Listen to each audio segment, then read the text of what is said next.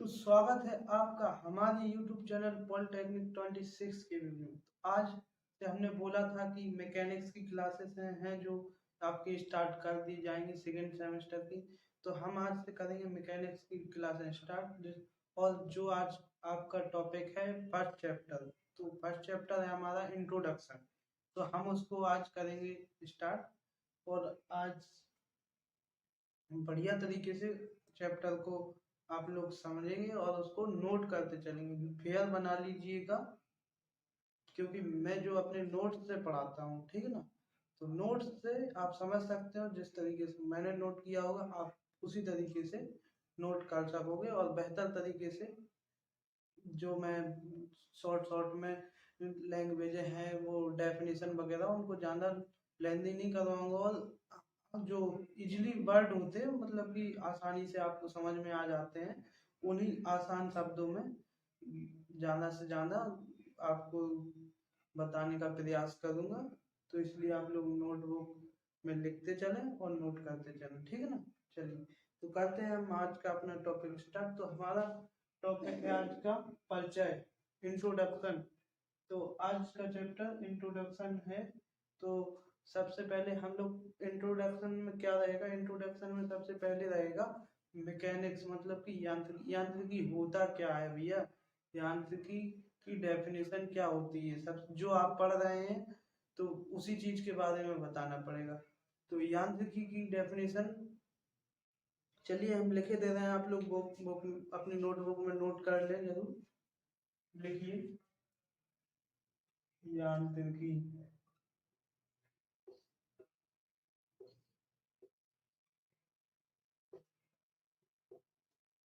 तो लिखिए विज्ञान की वह शाखा,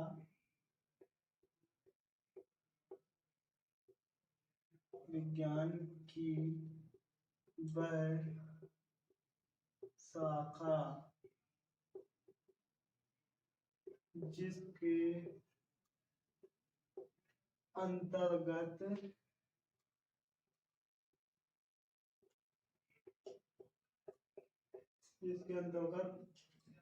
वस्तुओं, जिसके अंतर्गत विज्ञान की वह शाखा जिसके अंतर्गत वस्तुओं पर लगने वाले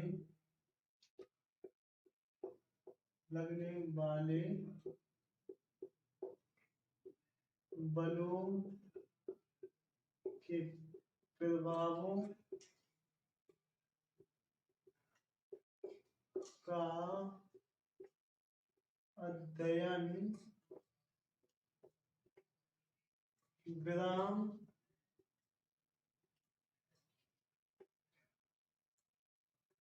विराम तथा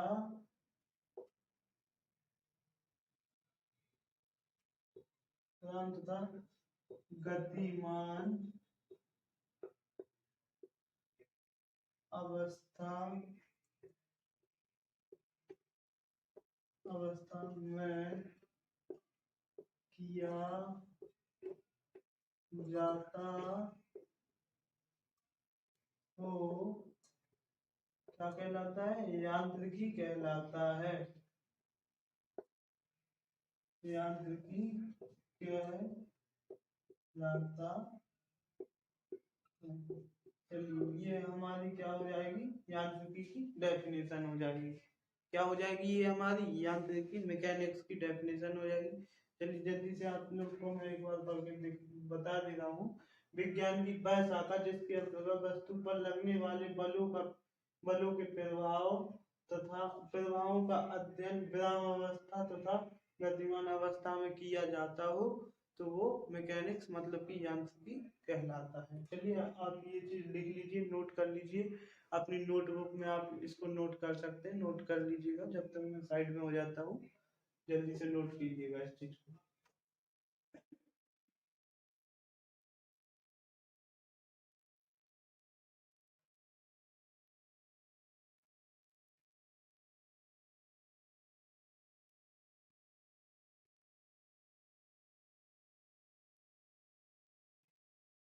चलिए आपने कर लिया होगा नोट। तो अब हम दूसरी चीज देखेंगे। अभी तो मैंने मैकेनिक्स देखी है, ठीक है। अब हम लोग क्या देखेंगे, एप्लाइड मैकेनिक्स। मैकेनिक्स और एप्लाइड मैकेनिक्स में डिफरेंस है, ठीक है, इसलिए एप्लाइड मैकेनिक्स की डेफिनेशन है जो उसको भी देख लीजिए आप लोग एक बार। चलिए, मतलब कि अनुप्रयुक्त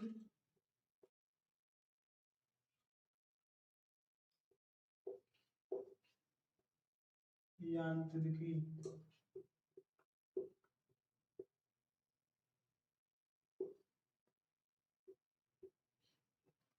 ये हमारी क्या हो जाएगी, अनुप्रयुक्त यांत्रिकी। नोट कर लो जल्दी से आप लोग, जल्दी नोट कीजिए इस चीज को, फिर मैं अप्लाइड मैकेनिक्स की लिखवाऊंगा आपको डेफिनेशन।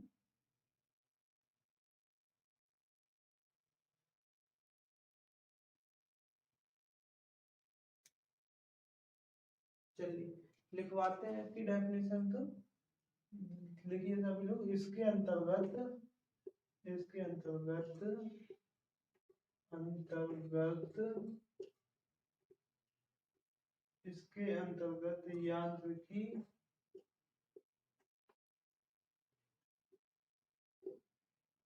इसके अंतर्गत यांत्रिकी के नियमों तथा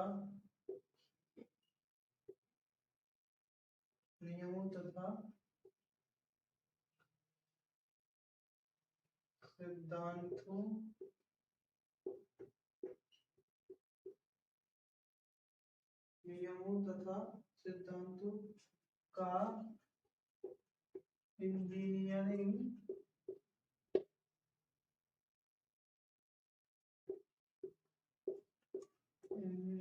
समस्याओं इंजीनियरिंग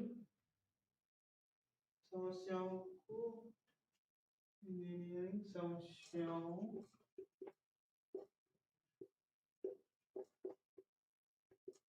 को हल करने करने में उपयोग किया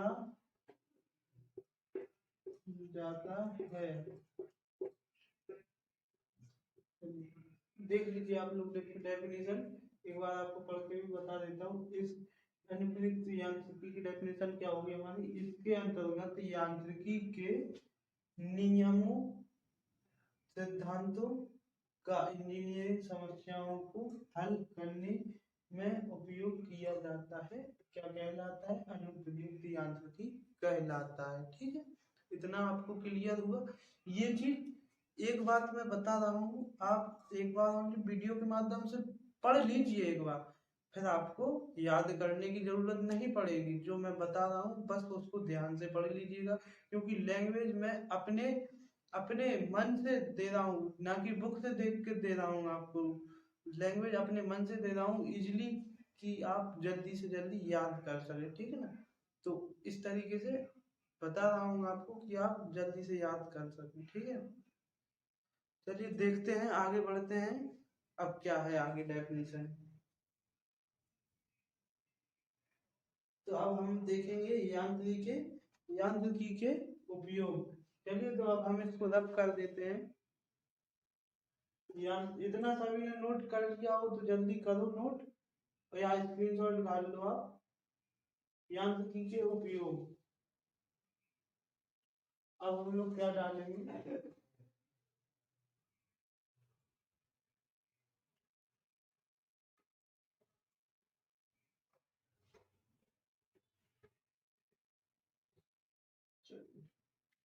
हमारा क्या होगा, यांत्रिकी के उपयोग।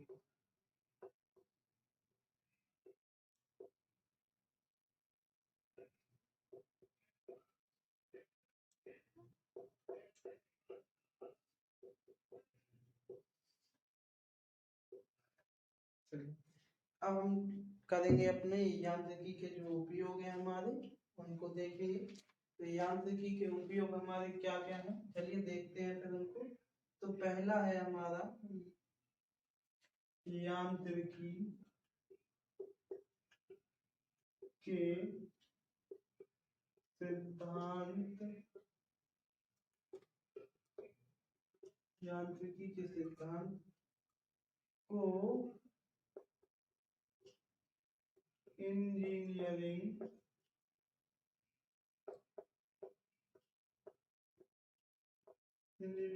के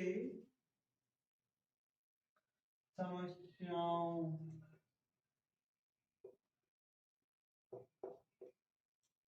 को हल करने में किया जाता है।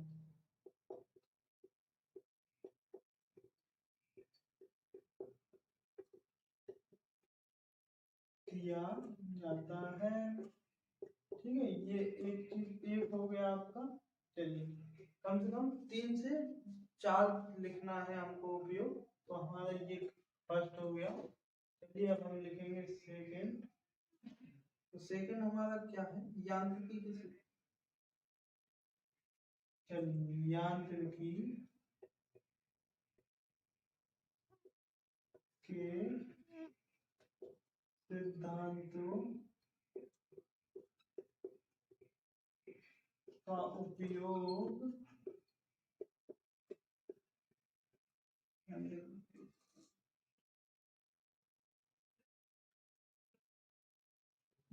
ढांचा के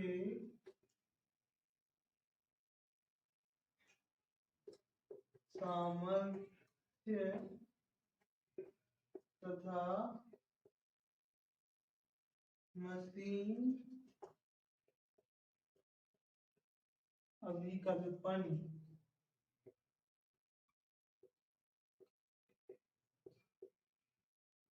जिसे भी कुछ समझ में ना आए वो बोल सकता है कमेंट बॉक्स में।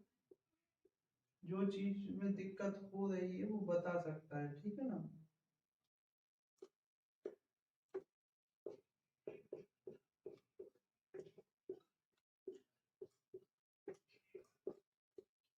तो आप इन सब को नोट कर सकते हैं।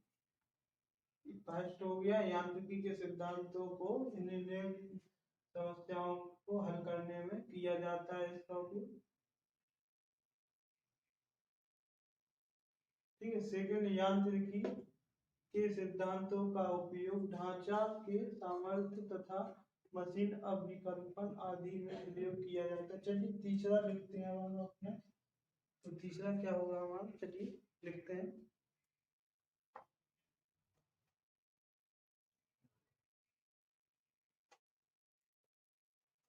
तो तीसरा हमारा क्या होगा, कैंची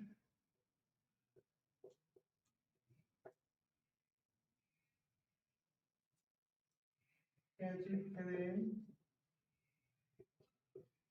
तथा मशीन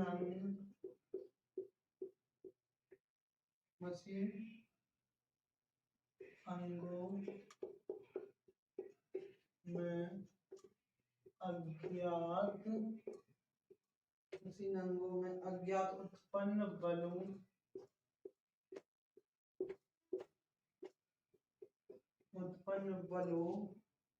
को उत्पन्न करते हैं,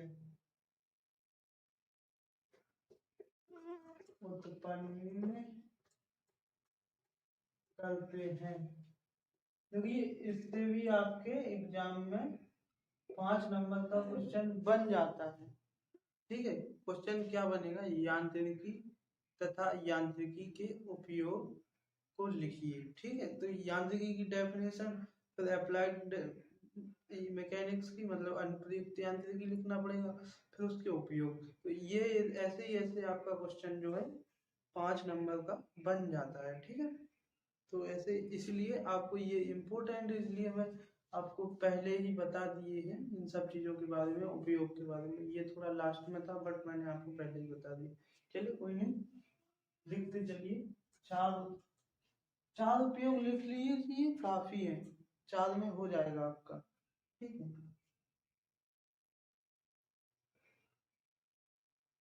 चलिए, यांत्रिकी का उपयोग वायु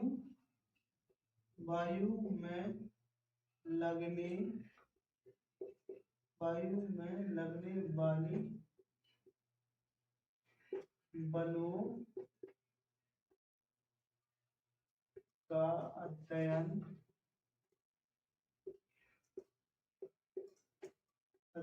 वायु में लगने वाले बलों का अध्ययन करने में यांत्रिकी का उपयोग करते हैं। ठीक है, एक पॉइंट एक और लिख दीजिए जिससे थोड़ा आपका लगे कि हाँ 5 नंबर देने लायक हो गया क्वेश्चन। ठीक है, जिससे कि आपका लगने लगे, तो 5वां पॉइंट और लिख लीजिए।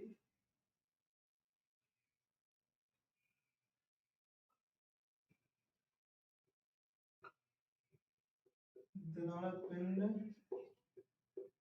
पर लगने वाले बल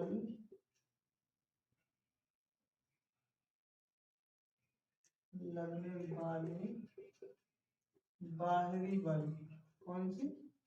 बाहरी बल।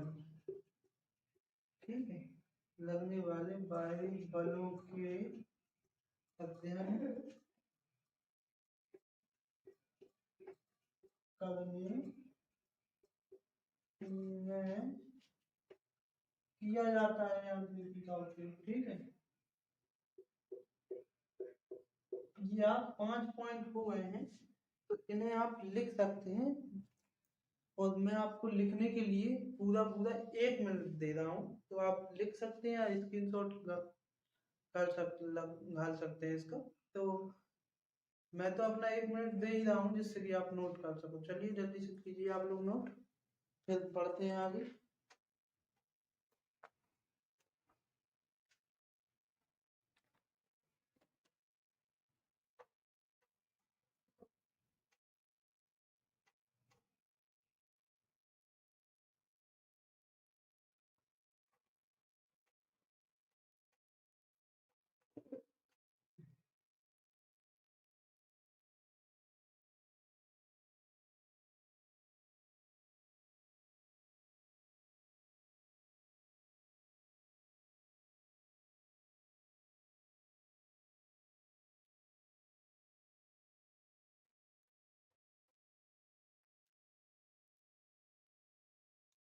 चलिए, तो आप लोगों ने आशा करते हैं नोट कर लिया होगा। ठीक, तो जिसने ना किया तो आप स्क्रीनशॉट कर डाल सकता है वो, क्योंकि अब देखो ज़्यादा टाइम खराब होगा, सही बात नहीं है, वीडियो काफ़ी लंबा हो जाएगा, इसलिए मैं अब इतना इसलिए दे रहा हूँ ये। चलिए, अब हम क्या पढ़ेंगे, यांत्रिकी का वर्गीकरण। ठीक है, क्लासिफिकेशन ऑफ मैकेनिक्स। ठीक है, तो इसको इरेज करते हैं, जिसने नोट ना किया हो जल्दी से स्क्रीनशॉट मार ले। चलिए, हो गया होगा आपका। अब हम पढ़ेंगे यांत्रिकी का वर्गीकरण। यांत्रिकी है कितने प्रकार का वैसे?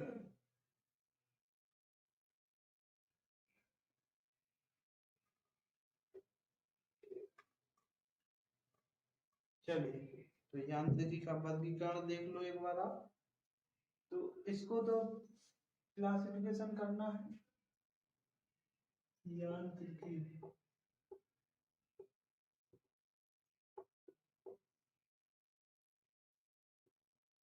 यांत्रिकी का वर्गीकरण देख लीजिए। यांत्रिकी को 3 भागों में बांटा गया है। तो पहला क्या है? पहला तो आपका यांत्रिकी ही है। तो फिर दूसरी, इस यांत्रिकी को 3 भागों में बांटा गया है। एक तो आपका हो जाएगा क्या, applied mechanics.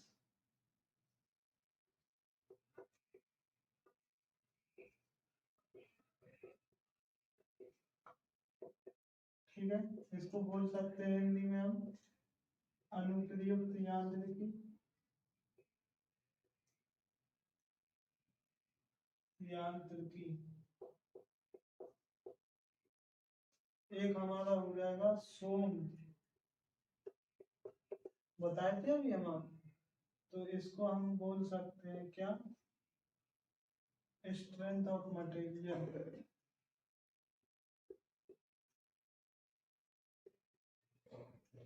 Of material,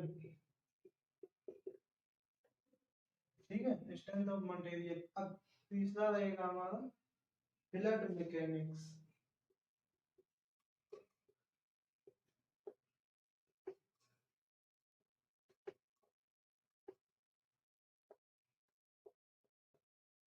flood mechanics, इसको हम बोल सकते हैं क्या, देखो, हाई हाइड्रोलिक यांत्रिकी, हाइड्रोलिक यांत्रिकी।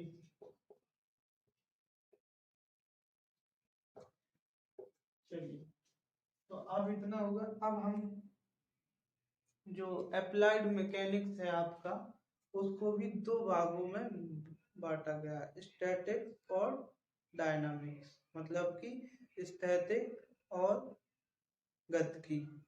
चलिए, स्थैतिकी और गतिकी, ठीक है, इसके भी दो भाग हैं आपके, दो भाग देख लीजिए, स्थैतिकी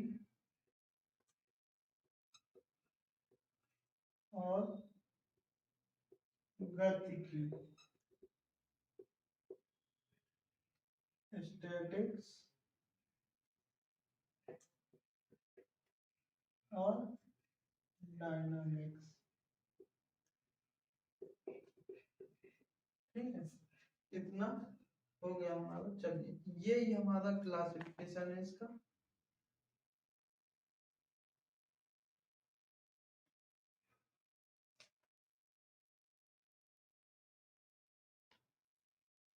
तो यही हमारा क्या है, क्लासिफिकेशन है इसका। तो अब हम क्या करेंगे, चलिए देख लेते हैं। तो अब हमारा ये है, स्थैतिकी की डेफिनेशन लिख लो और डायनामिक्स की, ठीक है, ये चीज आपका क्लासिफिकेशन यही था, ठीक है, हो गया क्लासिफिकेशन। अब हम अब ये करेंगे, ठीक है, इनका इनका डेफिनेशन लिख लीजिए, जो कि काफी इम्पोर्टेंट है। तो देख लेते हैं हम लोग, स्थैतिकी का डेफिनेशन क्या रहेगा। स्थैतिकी का डेफिनेशन, स्थैतिकी का डेफिनेशन होगा यांत्रिकी की वह शाखा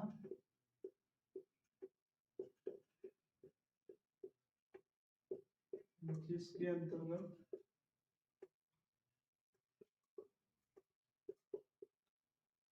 जिसके अंतर्गत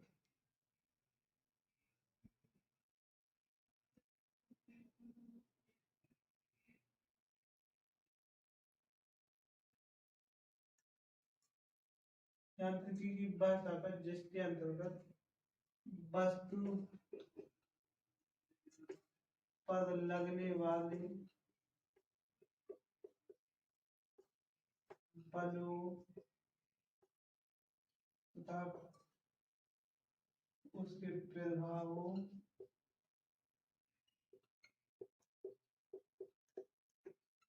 का अध्ययन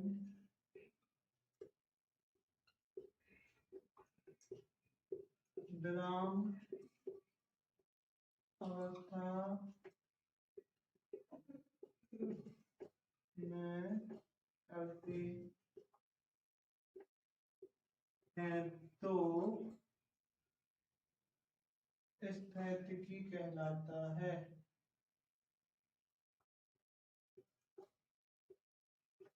क्या कहलाएगा हमारा, स्थैतिकी कहलाता है, ठीक है। चलिए, स्थैतिकी की एक बार आप डेफिनेशन देख सकते हैं आप लोग। स्थैतिकी क्या हुआ, यांत्रिकी की वह शाखा जिसके अंतर्गत, यांत्रिकी की वह शाखा जिसके अंतर्गत वस्तु पर लगने वाले लगाने जो बल लगा रहे हैं, उसके बलों का जो प्रभाव है उनका अध्ययन करने के लिए, उस अध्ययन करने के लिए विराम अवस्था में होना चाहिए। समझ रहे हो, आप डेफिनेशन के माध्यम से पढ़ के सुना देते हैं, आपको अच्छे से समझ में आ जाएगा। यांत्रिकी की वह शाखा जिसके अंतर्गत वस्तु पर लगने वाले बलों तथा उसके प्रभावों का अध्ययन, जो बल के बल और उनके प्रभावों का अध्ययन है, उनको विराम अवस्था में कर किया जाता है। अगर उसका अध्ययन बलों का और उनके प्रभावों का तो जो है वो स्थैतिकी कहलाता है। ठीक है, सीधा सीधा आप याद कर लो, बस कोई वस्तु है और उसके उस पर बल लगा रहा है, और बल के जो प्रभाव है तो बल का अध्ययन करेंगे हम, उनके प्रभाव का, उन बल का और प्रभाव का अध्ययन विराम अवस्था में हो रहा है तो क्या कहलाएगा हमारा, स्थैतिकी कहलाएगा। ठीक है, तो अब हम लोग गतिकी देख लेते हैं। ठीक है, डायनामिक्स, गतिकी देख लो एक बार।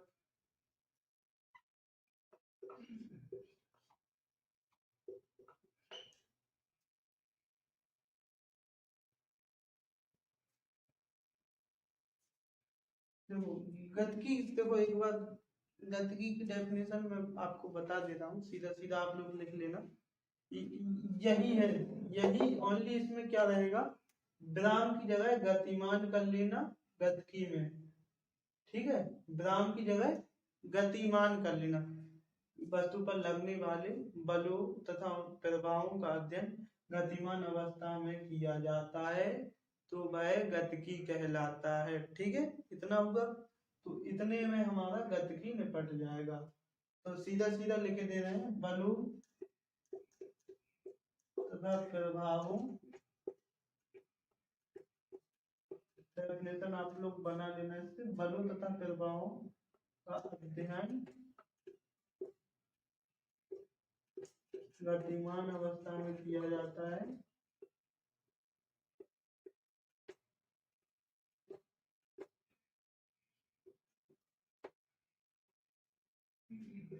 किया जाता है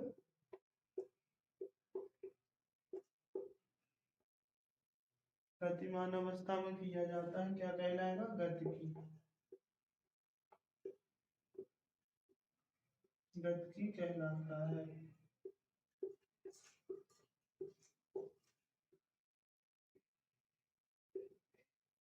चलिए, तो हमारा गतिकी का जो डेफिनेशन है वो यहाँ समाप्त हुआ। चलिए, तो हम बढ़ते हैं आगे की जो डेफिनेशन है उनकी ओर।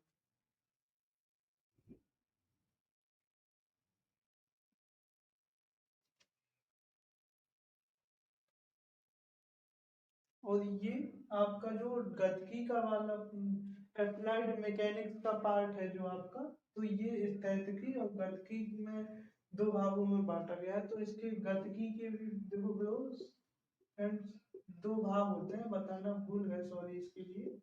तो इसका होता है क्या, देख लीजिए कौन कौन से होते हैं आपके। एक तो हो जाएगा आपका शुद्ध गतिकी। ठीक है, शुद्ध गतिकी। एक हो जाएगा आपका बल गतिकी।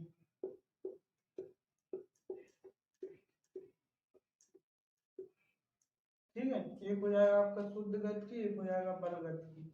ये लिख लीजिए आप लोग, ये आप लिख लीजिए जी। चलिए, तो हम आगे बढ़ते हैं अपने, और इन ये स्टैटिक्स और डायनामिक्स हो गया हमारा, मतलब कि स्थैतिकी और गतिकी हो गया है। अब हम इनकी डेफिनेशन लिखेंगे, शुद्ध गतिकी और बल गतिकी। तो इतना हो गया है, तो हम इसको इरेज किए दे रहे हैं, जल्दी से स्क्रीनशॉट या इसको नोट कर लें आप लोग। चलिए, तो हम इसको इरेज कर रहे हैं अब।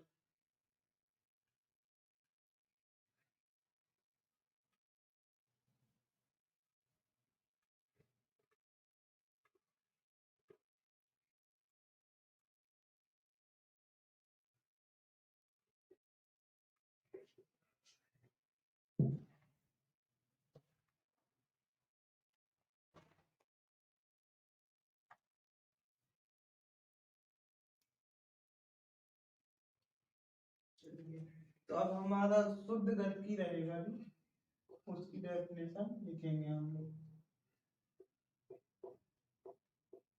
तो शुद्ध गतिकी देख लीजिए आप लोग, क्या होता है हमारा। तो शुद्ध गतिकी हो जाएगा डेफिनेशन, चलिए दिखा देते हैं आपको बढ़िया तरीके से।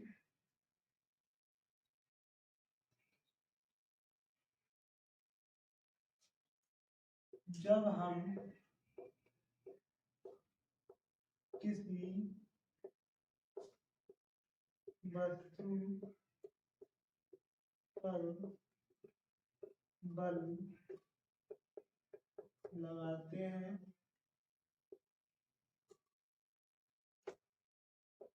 तो वह गतिमान अवस्था में आ जाती है।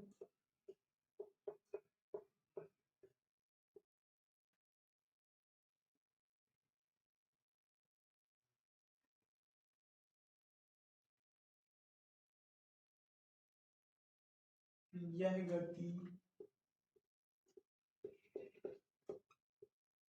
गति बल के कारण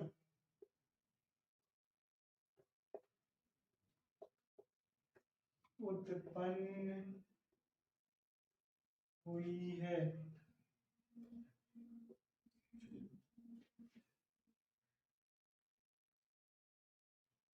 थोड़ा इंक डाल लेते हैं क्योंकि मुझे लग रहा है कि आप लोगों को दिख नहीं रहा होगा वीडियो में। थोड़ा मार्कर में इंक डाल लेते हैं, 1 मिनट का टाइम लेंगे आपका।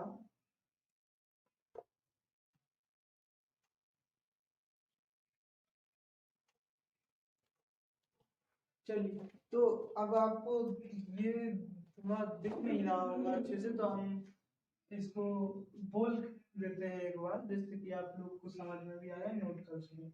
जब हम किसी वस्तु पर बल लगाते हैं तो वह गतिमान अवस्था में आ जाती है। यह गति बल के कारण उत्पन्न होती है। जब हम किसी चीज पे बल लगाएंगे तो वो गतिमान अवस्था में जाएगी। थोड़ा खिसके, जैसे कोई कुछ यहाँ कुछ, जैसे ये मार्कर रखा है हमने, ये रखा है ऐसा, ठीक है। मैं देखना, आप ये रखा है मार्कर। अब हम इसमें बल लगाएंगे तो देखो, ये यहाँ से यहाँ खिसका, ये गति हुई यहाँ से यहाँ तक, तो ये क्या हुई, गति हुई। तो अब देखिए, इसमें जब हम किसी वस्तु पर बल लगाते हैं तो वह गतिमान अवस्था में आ जाती है। यह गति बल के कारण, तो बल के कारण हुई ये गति हमारी उत्पन्न, ठीक है। तो यह गति बल के कारण उत्पन्न होती है। तो हम उस बल का अध्ययन नहीं करते हैं। इसकी डेफिनेशन हम आपको समझा देंगे एक बार। नहीं करते हैं, इसे हम शुद्ध गति कहते हैं।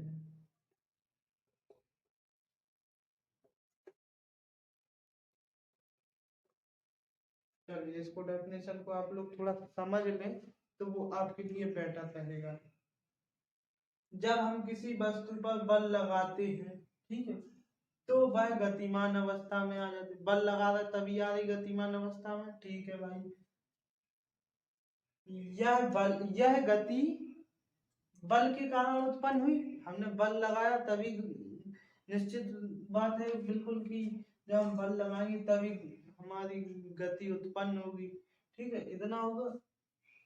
तो हम बल का अध्ययन नहीं करते हैं, तो उस बल का अध्ययन नहीं करते। जब हमने देखो, ये ये ये रखी कोई वस्तु, इस पे हमने बल लगाया तो ये गतिमान अवस्था में, यहाँ से गतिमान अवस्था में प्रारंभ हुई इसकी, तो यहाँ आई देखो। तो इसमें यहाँ से यहाँ तक ये क्या गति हुई इसमें। तो इस गति में जो हमारा बल लगा, बल फोर्स, तो इसका हम क्या नहीं करेंगे, अध्ययन नहीं करेंगे। तो ये क्या कहलाएगा, हमारा शुद्ध गति। यहाँ से यहाँ तक पहुंचने में जो हमारी गति हुई, उसमें जो हमने बल लगाया, फिर क्योंकि गति तो तभी होगी जब बल लगाएंगे, तो बल लगाया तो उस बल का अध्ययन नहीं करेंगे, ठीक है। तो हमारा क्या कहलाएगा, शुद्ध गति कहलाएगा हमारा, ठीक है। अब हम लोग देख लेते हैं बल गति।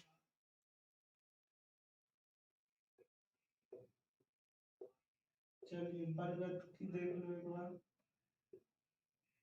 बल गति हमारा क्या हो जाएगा, चलिए बल गति देख लेते हैं। जब हम किसी वस्तु पर बल लगाते हैं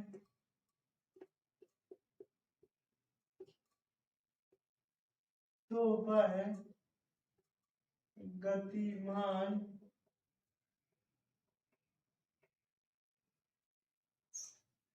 अवस्था में आ जाती है।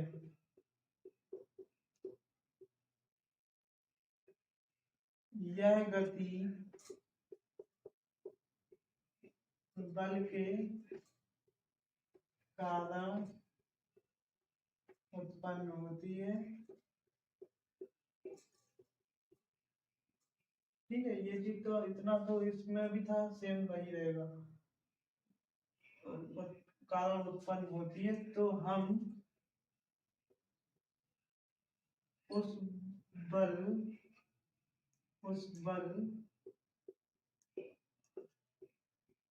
का अध्ययन करते हैं, इसे हम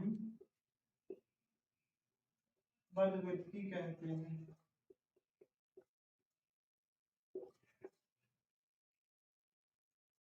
चलिए इसको भी समझ लो इस डेफिनेशन। जब हम किसी वस्तु पर बल लगाएंगे, ठीक है भाई, ये वस्तु है, हमने इस पे बल लगाया, कहाँ, यहाँ पहुंच गई, इन दोनों के बीच कुछ गति हुई होगी, गति हुई, तो देख लो जब हम किसी वस्तु पर बल लगाते हैं तो वह गतिमान अवस्था में आ जाती है। हमने जो बल लगाया गतिमान अवस्था में आ गई वस्तु, ये गतिमान अवस्था में आ गई।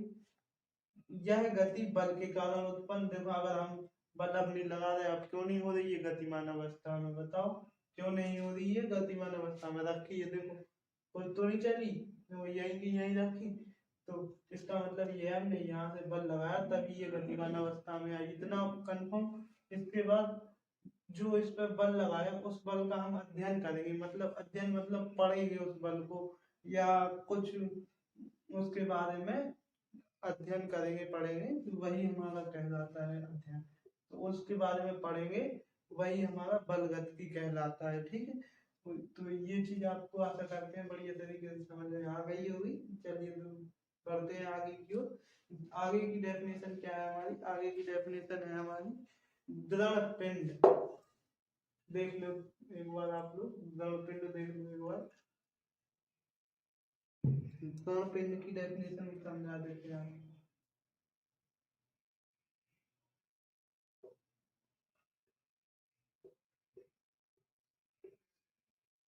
दृढ़ पिंड क्या होगा हमारा,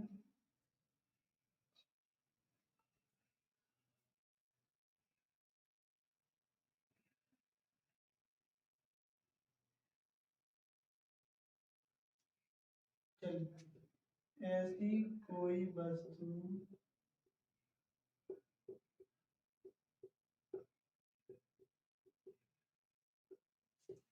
जिस पर हम बल लगाएं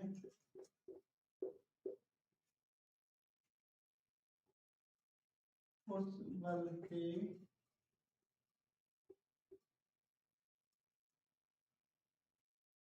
बल के कारण उसके कणों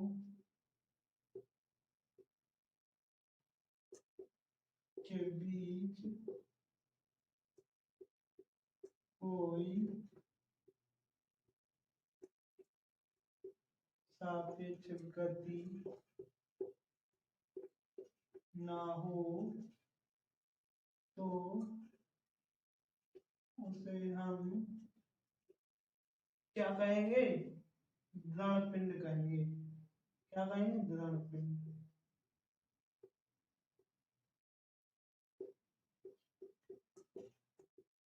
चलिए दृढ़ पिंड को एक बार देख लो। दृढ़ पिंड हमारा क्या हुआ, ऐसी कोई वस्तु जिस पर हम बल लगाएं उस बल के कारण, जैसे किसी वस्तु पर हम बल लगा रहे हैं तो उस बल के कारण उसके जो उस बल के कारण देखो ये वस्तु है हमारी, ठीक है, ये हमारी वस्तु हो गई, ठीक है। अब उस पे हमने बल लगाया, ये हमने बल लगा दिया, ठीक है। तो अब उसके कणों के बीच कोई सापेक्ष गति, मतलब ये कण है जो इतने नजदीक भरे हैं इसमें कि वो हिल ही नहीं पा रहे। देखो इतने नजदीक भरे हैं ये कि वो हिल नहीं पा रहे, मतलब इनके बीच गति नहीं हो पा रही।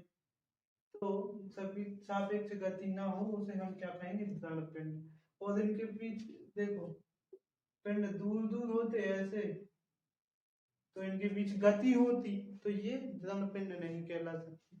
दृढ़ पिंड ये कहलाएंगे जो इनमें कण बिल्कुल पास पास हो और ये जो इनमें गति भी ना हो सके, ठीक है। देखो ठोस रहता, ठोस के कण होते पास पास होते, सीधा समझो जो ठोस वस्तु है वो दृढ़ पिंड कहलाएगा, सीधी बात, ठीक है। तो अब हम पढ़ेंगे क्या, बल। बल की डेफिनेशन और देख लो एक बार। बल की डेफिनेशन खैर सभी को आती होगी, बट जो हम बताएंगे वो आपको नहीं आती होगी, और ना ही अभी तक आपने बल की डेफिनेशन जो मैं बता रहा वो पढ़ी भी नहीं होगी। चलिए आज देख लीजिए आप मैकेनिक्स के लिए बल की डेफिनेशन जो आप पढ़ते हैं वो फिजिक्स में यूज होती है, मैकेनिक्स में यूज के लिए डेफिनेशन देख लीजिए बल की। आप फोर्स, फोर्स की डेफिनेशन बताते हैं मैकेनिक्स में जो यूज हो रही है।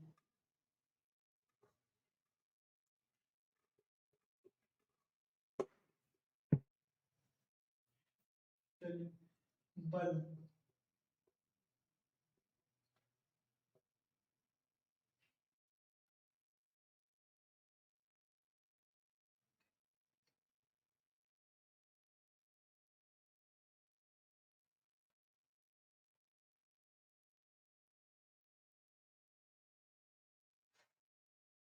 जब हम किसी वस्तु पर बल लगाते हैं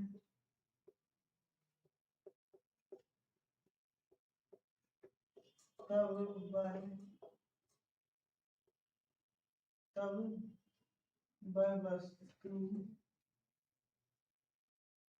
कुछ विस्थापित होती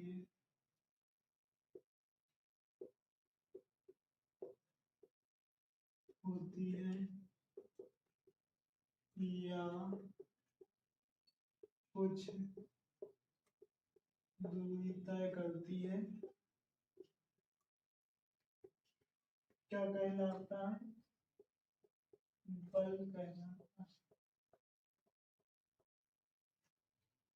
ठीक। ये आपकी डेफिनेशन बल की हो गई है। तो इसकी इसकी यूनिट, बल की यूनिट याद करके चला करो सभी लोग, न्यूटन होती है, तथा डायमेंशन,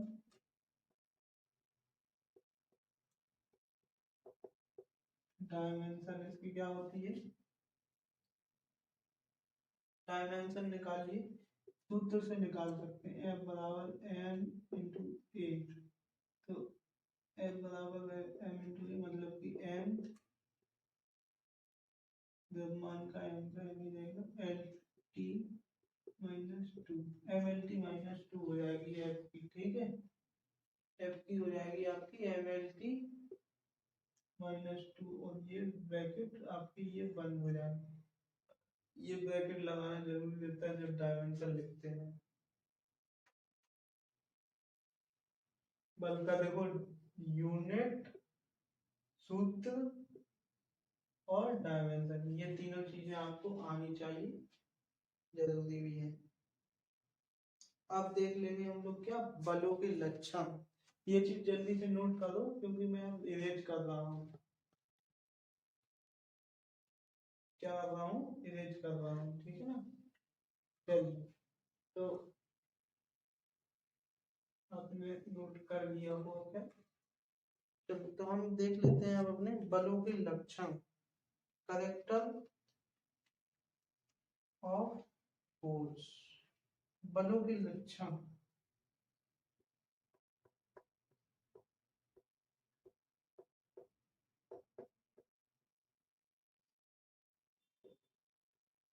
तो देखो आज की वीडियो में हम यही तक रखते हैं, खैर ओनली बल के लक्षण बता देते हैं, पर उनका जो क्लासिफिकेशन करेंगे, वर्गीकरण, बलों के लक्षणों का डेफिनेशन, सूत्र वगैरह, वो नेक्स्ट पार्ट में करेंगे, ठीक है।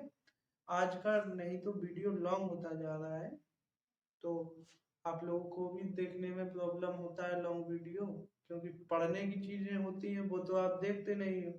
वही आपका कोई गेम हो, कोई मूवी हो, कोई वेब सीरीज हो, वो आप 3 घंटे देख सकते हो, पढ़ने की चीज नहीं देख सकते हो।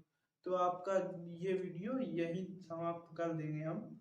ओनली इसके 4 लक्षण हैं वो लिखवाए दे रहे हैं, फिर इनका लक्षणों का क्लासिफिकेशन है जो नेक्स्ट पार्ट में करेंगे हम, ठीक है। चलिए, तो लक्षण कौन कौन से हैं देख लीजिए। फर्स्ट हो जाएगा हमारा क्या, परिमाण। सेकंड क्या हो जाएगा, क्रिया बिंदु।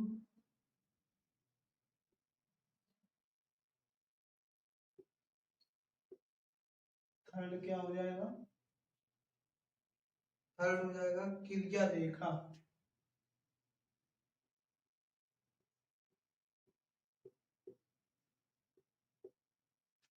फोर्थ क्या हो जाएगा, फोर्थ हो जाएगा डायरेक्शन, मतलब कि दिशा। तो ये 4 पॉइंट हैं जो हमारे बलों के लक्षण है, देख लीजिए आप लोग। इनका जो क्लासिफिकेशन है वो मैं आपको कल के नेक्स्ट पार्ट, इस वीडियो, इस चैप्टर का जो इंट्रोडक्शन का नेक्स्ट पार्ट रहेगा, उसमें मैं आपको नेक्स्ट पार्ट में पूरा कवर करवा दूंगा आपका ये चैप्टर। तो 2 पार्ट में आपका इंट्रोडक्शन चैप्टर आपका कल ही खत्म हो जाएगा। चलिए, तो आशा करते हैं वीडियो अच्छा लगा हो। वीडियो अच्छा लगा हो अगर आपको, तो चैनल को सब्सक्राइब एंड वीडियो को लाइक जरूर करें आप। और फिर मिलते हैं अपने नेक्स्ट पार्ट के साथ इसी चैनल पर। Vande Mataram, take care friends.